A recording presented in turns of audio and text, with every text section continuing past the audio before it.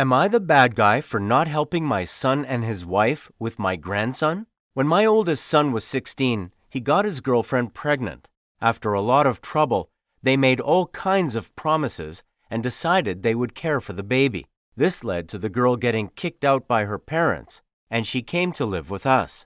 Except that when the baby was born, the girl broke up with my son and went back to her parents' house, leaving the baby with us.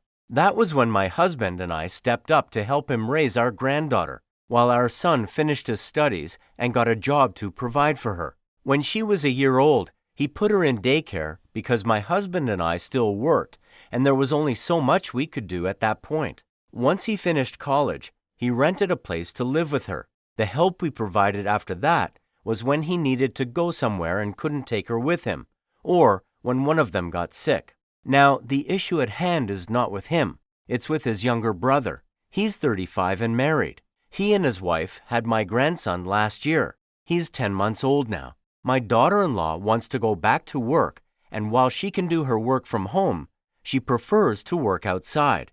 Since I'm retired, my son asked me to take care of my grandson while they work. I asked him for how long he needed me to do this, to which my son replied that they didn't have a plan for it. I asked if they had considered daycare, and he said that neither he nor his wife were comfortable with it. I also suggested that they ask his wife's parents, and he said that they didn't have time for it. He thought of asking me because I had helped his brother all those years ago, and it would be basically the same thing. I told him that no, it was not. I was 42 then, and I'm 59 now.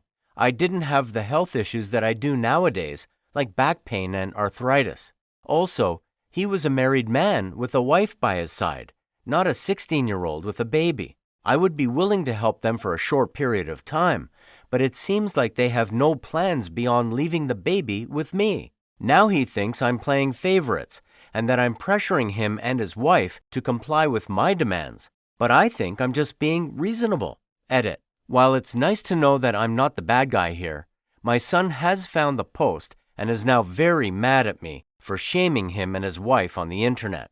I disagree, as it was not my intent, and I never disclosed any information that could be used to identify them both. He's also very mad about being called the bad guy. While he is my son, I find that he needs a wake-up call, since my conversation with him in private about the issue only made him behave like a spoiled child, and his reaction to me looking for input as an anonymous person was to call and yell at me on the phone.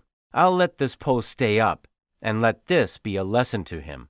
You are not the bad guy here. Grandparents are not obliged to provide free daycare, and small kids are exhausting. Tell your son you love him, and you love his child.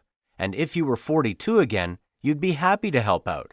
But at 59, it's just too much. You gave your reasons. The conversation should have ended there. Bonus points because the wife can work from home if they absolutely were against daycare, but chose not to.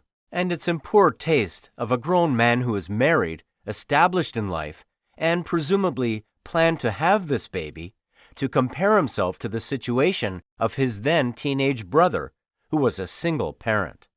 Let me know what you would do if you're in this situation down below in the comments. If you subscribe, remember to click the bell icon for notifications. To enjoy all the stories, use the playlist at the top of the description of this video.